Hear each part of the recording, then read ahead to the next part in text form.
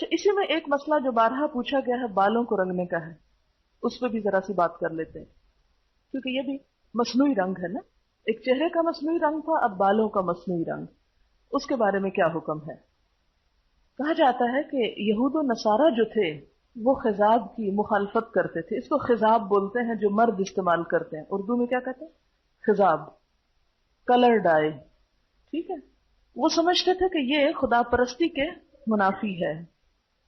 لیکن نبی صلی اللہ علیہ وسلم نے ان لوگوں کی تقلید کرنے کہ ان الیہود والنصارى لا یصبغون فخالفوہم، یہود و نصارہ بالوں کو نہیں رنگتے، تم ان کے خلاف طرز عمل اختیار کرو.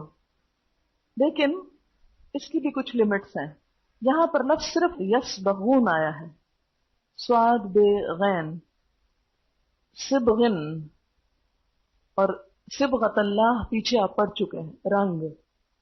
ٹھیک ہے، اب یہ کہ کون سا رنگ، کیسا رنگ، کیا اپنے ہی بالوں جیسا رنگ یا اپنے بالوں کو کوئی اور رنگ، جیسے ویسٹ میں اب نیلے پیلے رنگ بھی بالوں کو کر کے پنک جو بنتے ہیں.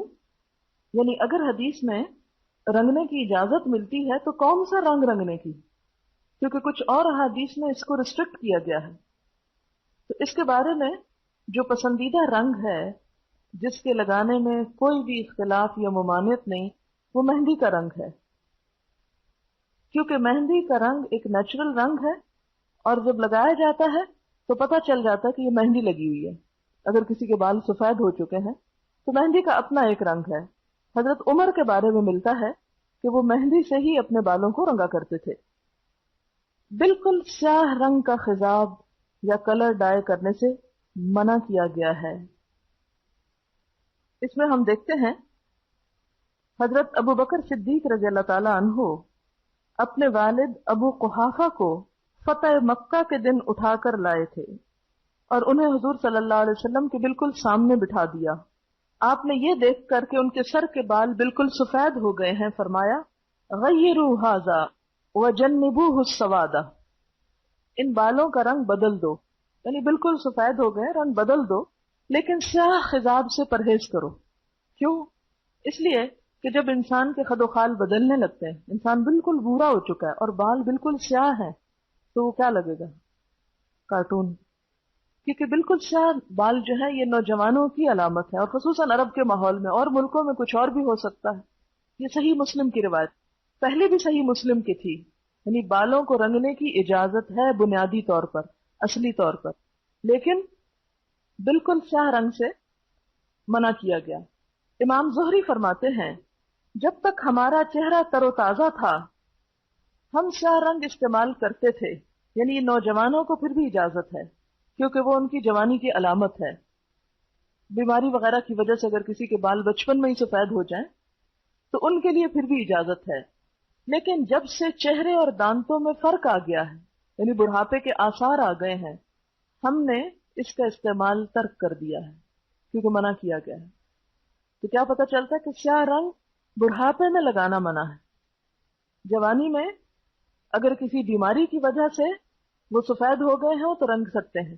یہ بالکل وہی بات ہے کہ جیسے اس دن بھی بات ہوئی تھی اپر لپس وغیرہ یا چن سے عورتوں کے بال اتارنے کی، کہ یہ بیماری ہے، یا دانتوں میں بریسز لگانا جبکہ بہت الٹے سیدھے دانت آگے پیچھے ہوں اور اس میں چبانے میں یا صاف کرنے میں دقت ہو تو اس کی بھی اجازت.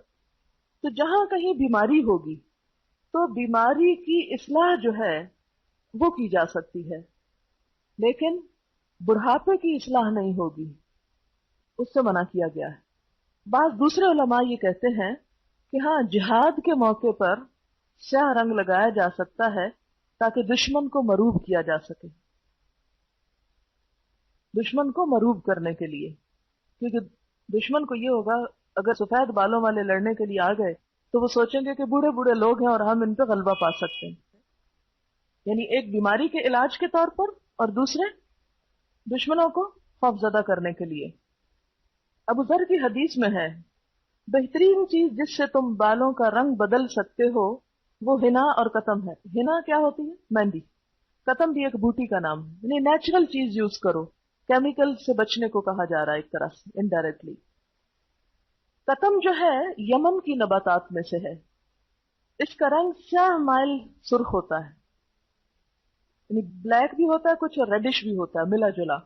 اور ہنا یعنی مہندی کا رنگ تو آپ کو معلوم ہی ہے.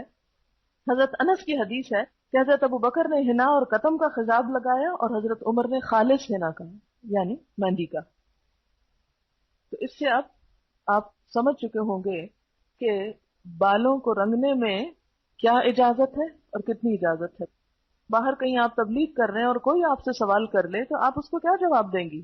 ٹوٹل بین کر دیں گی، کھلی اجازت دے دیں گی، یا اس کی حدود اور لمٹس بھی بتائیں گی؟ تو کیا بتائیں گی، کیا حکم ہے؟ سب سے پہلی بات یہ کہ اسلام میں بال رنگنے سے منع نہیں کیا گیا. جب آپ فتویٰ بولنا شروع کریں نا، پازیٹو چیز سامنے لایا کریں.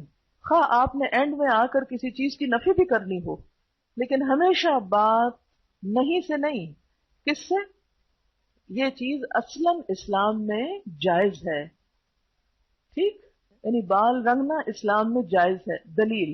دلیل یہ ہے کہ آپ صلی اللہ علیہ وسلم نے فرمایا کہ یہود و نصارہ کی مخالفت کرو، کیونکہ ان کے ہاں بال رنگنا ناپسندیدہ تھا. ٹھیک ہے، تو اصلی چیز کیا ہے، الاصل کیا ہے اس معاملے میں؟ کہ رخصت ہے، اجازت ہے.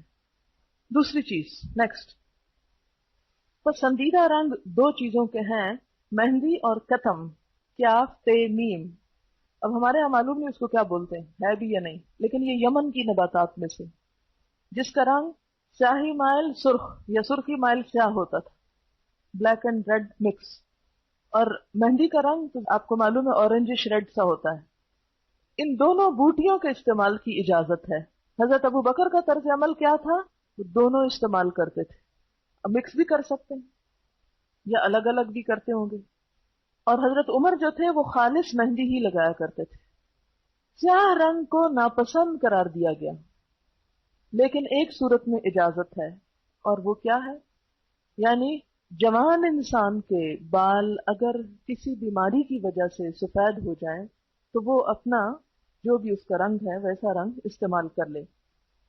لیکن اگر مثلا کسی کے براؤن بال ہے اور اس کو بلیک پسند ہے تو یہ کیا ہوگا؟ اس کی اجازت نہیں ہوگی، کیونکہ وہ پھر کیا کر رہا ہے؟ اللہ کی خلق کو تبدیل کر رہا ہے.